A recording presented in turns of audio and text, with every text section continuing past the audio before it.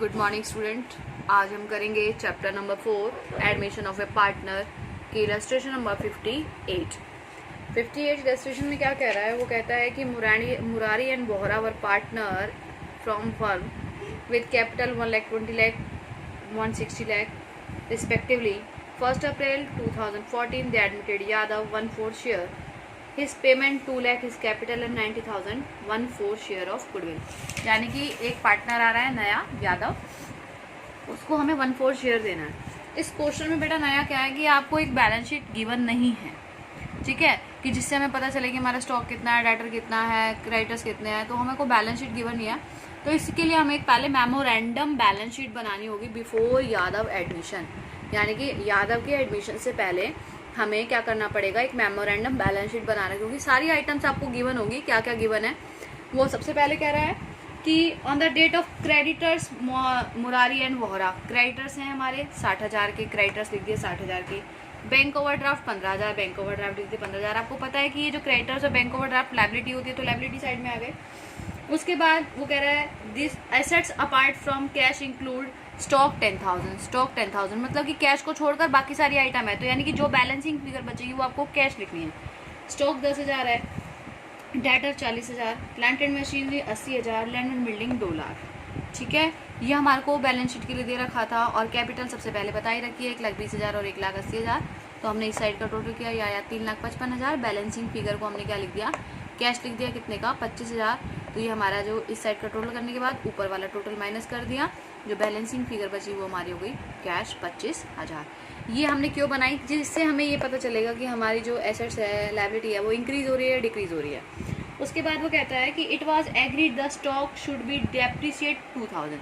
Stock depreciate हो जाएगा 2,000 से, तो स्टॉक की वैल्यू कम हो जाएगी। जब स्टॉक कम होता है तो हमारा जो लॉस होता है, तो रिवैल्यूएशन में डेबिट साइड में आ जाएगा 2,000 स्टॉक।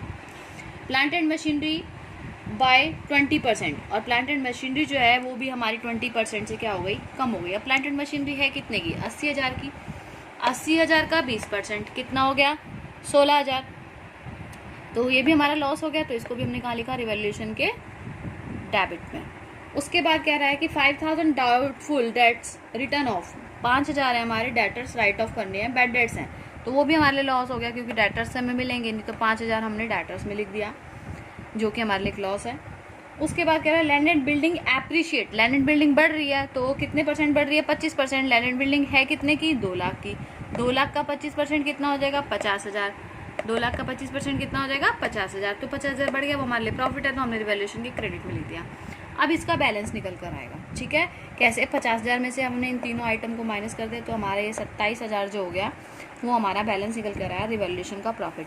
अब हमें ये नहीं बता रखा कि उनका रेशो क्या है। आपको पता है कि जब भी कोई रेशो एब्सेंस होता है तो हमें इक्वल मानना होता है, तो हम दोनों इनको बराबर बांट दिया, किस किस को, मुरारी और वोहरा को, ठीक है। उसके बाद आते हैं पार्टनर्स कैपिटल अकाउंट पर। पार्टनर्स कैपिटल अकाउंट पे पहले आपको मुरारी और वोहरा की कैपिटल दे रखी थी 1,20,000 और 1,80,000, ठीक है। जो नया पार्टनर आया यादव, वो क्या लाया, 2 लाख की कैपिटल लेकर आया, और क्या लेकर आया, प्रीमियम फॉर गुडविल कितनी, 90,000 की। लेकिन आपको इसका रेशो नहीं पता, तो आपका ओल्ड रेशो ही 1:1 है, तो सेक्रीफाई रेशो भी कितना होगा, 1:1। तो प्रीमियम फॉर गुडविल भी कितना हो गया, 90,000 को बांट दिया, 45,000।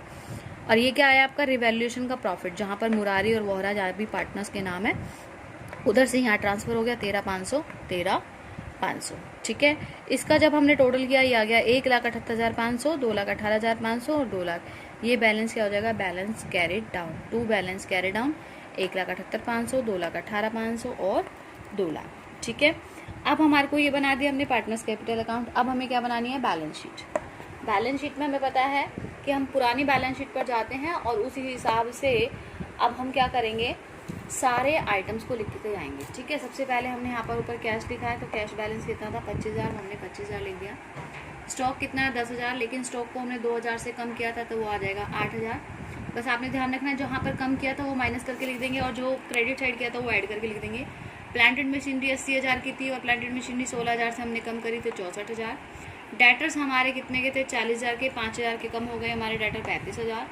लैंड एंड बिल्डिंग हमारी 2 लाख की थी और 50,000 की बढ़ गई, तो 2.5 लाख, ठीक है। तो ये थी हमारी कौन सी साइड, एसेट साइड, जिसमें से बैंक बैलेंस बच गया, ठीक है। अब बैंक बैलेंस कैसे निकलेगा, बैंक 2 लाख रुपए तो वो लेकर आया, यादव लेकर आया, यादव की कैपिटल है, और गुडविल के कितने लेकर आया यादव? 90,000 रुपये लेकर आया, तो टोटल हो गया 2,90,000। लेकिन बैंक ओवरड्राफ्ट हमारा कितना था? 15,000, तो ये आ गया हमारा 2,75,000। ठीक है, तो 2,75,000 हमारा क्या हो जाएगा? Bank balance. ठीक है, उसके बाद आते हैं हम क्रेडिटर साइड में। क्रेडिटर्स को हमने कुछ भी नहीं किया था, क्रेडिटर्स हमारे 60,000 के थे, तो ये 60,000 के 60,000 ही रहेंगे। क्रेडिटर्स हमारे 60,000 के 60,000 रहेंगे। फिर आते हैं हम, और कुछ आइटम्स है नहीं, तो कैपिटल अकाउंट में कैपिटल का बैलेंस कौन सा आएगा? जो आपका ये था 1,78,500, 2,18,500 और 2 लाख, यही का यही हमने बैलेंस शीट में ट्रांसफ़र कर दिया। जब बैलेंस शीट में ट्रांसफ़र होगा इसका आ जाएगा टोटल 5,97,000, और इनका टोटल करेंगे, टोटल आया 6,57,000।